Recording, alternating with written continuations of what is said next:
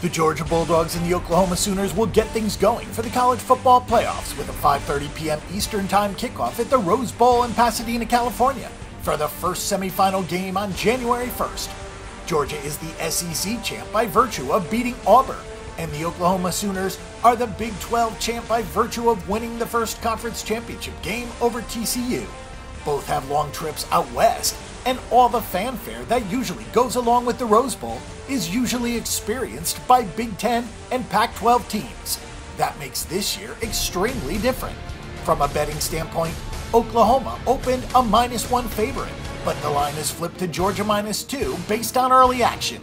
The Georgia Bulldogs wrapped up the regular season at 12-1. Kirby Smart's team got revenge over Auburn, the only opponent it lost to, and rides into the Rose Bowl with a 9-4 record against the spread. The Bulldogs are 8-5 to the under.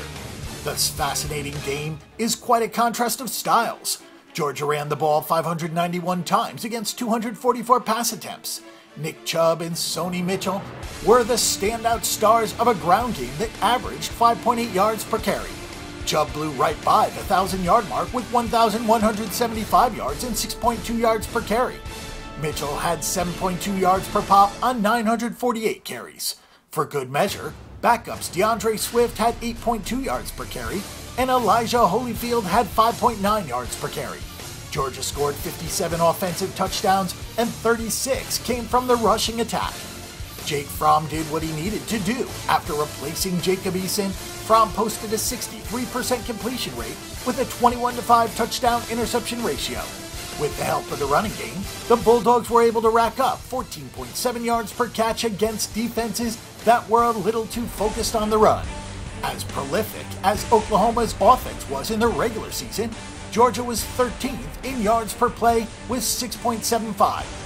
The Bulldogs ranked 10th in yards per carry, which seems particularly relevant against an Oklahoma defense that was 44th in yards per carry allowed with 4.02.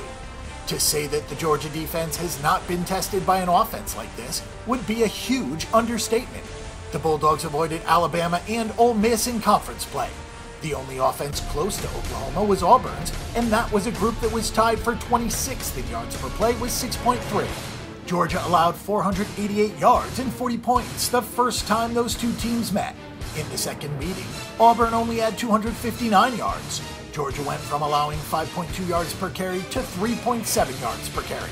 Kirby Smart made the necessary adjustments, and his team came out on top. The obvious worry here for Georgia is that they are seeing quarterback Baker Mayfield for the first time, and there is no way to replicate that type of passing attack. Film study is one thing. Jacob Eason running the scout team is another. But the Bulldogs' pass defense, which is among the best in the country, has only faced 369 pass attempts this season. The Bulldogs have only allowed 5.6 yards per attempt, which trails only Alabama. But Oklahoma's tempo and potent aerial attack will be very hard to prep for. Some people have Oklahoma as the highest power-rated team in the country with Alabama's injuries. It makes sense, as the Sooners racked up 584 points en route to a 12-1 mark and an 8-5 against the spread record. The Sooners are just 7-6 to the over, despite a high-octane offense and a porous defense. Oklahoma's offense wasn't just better than every other offense in the country, it blew away every other offense in the country. The Sooners racked up 8.44 yards per play, which is simply obscene. UCF was second at 7.6 yards per play. Missouri, the best offense Georgia faced this season, per the stats, only had 312 yards, but that was just on 49 offensive plays because Georgia dominated the time of possession. Georgia only allowed 4.45 yards per play during that regular season.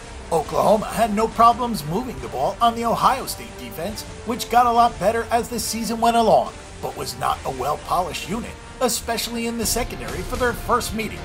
Baker Mayfield had a ridiculous season with a 41-5 touchdown interception ratio and a 71% completion rate.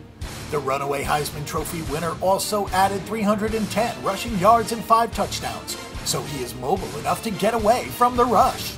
The Sooners averaged 16.8 yards per catch and over 12 yards per pass attempt, so explosive plays are the name of this game. The rushing attack for Oklahoma had 5.6 yards per carry, led by Rodney Anderson with 960 yards on 162 carries. Trey Sermon had 6 yards per carry. This is a well-oiled machine with brilliant offensive mind Lincoln Riley that has a lot of time to dissect the Georgia defense.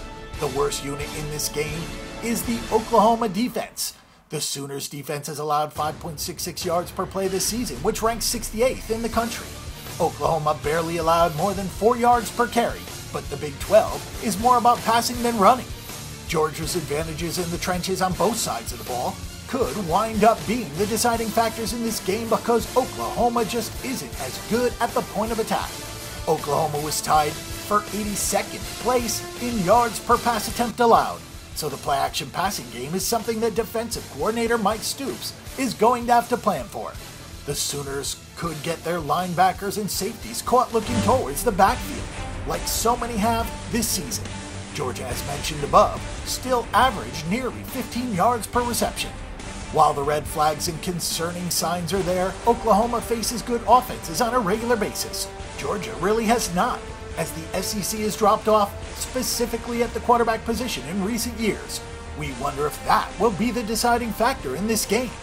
This line has bounced around a few points, which makes a lot of sense because the only certainty about the game is that it will be fascinating.